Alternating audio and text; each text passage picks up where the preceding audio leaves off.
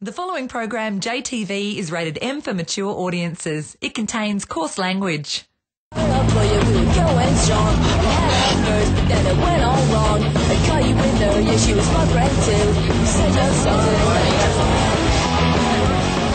It's the time of the morning that every Queenslander on a big night out dreads. 3 a.m, the time when the lockout kicks in. I've just been locked out and I've got nowhere else to go, do you know? And I wanted to have a good night. And if you're outside a bar or club after 3, you can't come in. If you're already inside, you can stay till 5 as long as you don't step outside at any time.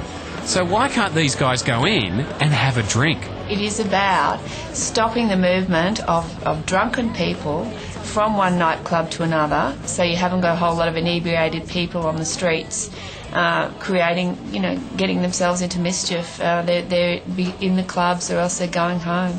In Brisbane, there's 2 main entertainment precincts, the Valley and the City. That means a lot of pissed and out of it people get crammed into 2 areas. fuck off, mate, is this Channel 9? The 3 a.m. lockout became law across the state in July. It was brought in after 2 fatal bashings in Brisbane. Paul Markham was killed after he fell asleep on a bench.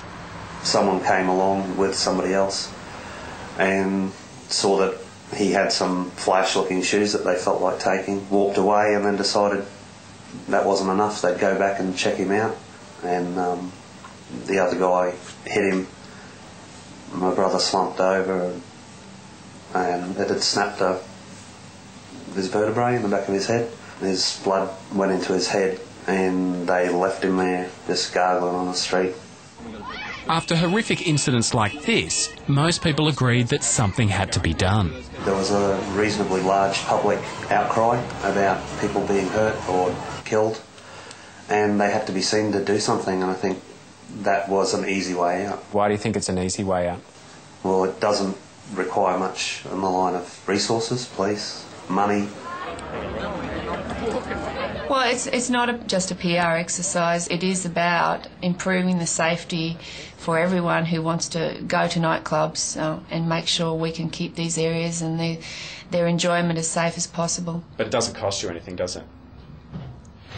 It doesn't cost the government anything, no, of course not. So in that way, it's an easy way of showing that you're trying to do something without committing more resources to the issue of violence on the streets.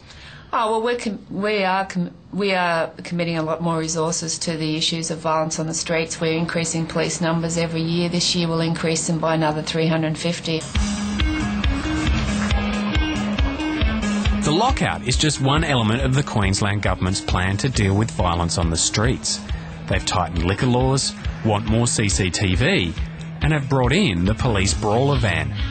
Some of the measures, like putting marshals on cab ranks, have been universally popular. But Police Minister Judy Spence is adamant that violence has decreased, and she says it's down to the lockout. The police statistics show that the assault rates have gone down after 3 a.m. because of the lockout. The Police Minister says assaults have decreased by 14% from 3 a.m. to 6 a.m. But her office could not tell us what the figures on assault rates were before 3 a.m. The full police figures have not been released yet. The Royal Brisbane and Women's Hospital say the amount of assault cases at emergency has not decreased since the lockout came in. And cabbies have their doubts too. Well, I don't have any statistics to call on, but just looking at what I see, no, it doesn't appear to have made any difference to me. If they can't get into another club and they want to get into another club and they've got a skin for, well, they'll just come out and fight each other on the footpath. Honestly, I don't like it. I really don't think it solves any problems. If people are going to get pissed and fight in the streets, they're going to get pissed and fight in the streets. I think it's a good idea because by 3 a.m. you should probably have decided where you want to end up by the end of the night. So I think it's perfectly reasonable. Because all that happens is you end up having the same people out on the street at 3 a.m. in the morning instead of having them all throughout the night. So then there's more people on the street at 3 a.m. to cause more problems. It's ridiculous. I think they have taken on board some of the criticisms, and I think a lot of the venues operators and club operators feel really frustrated with it.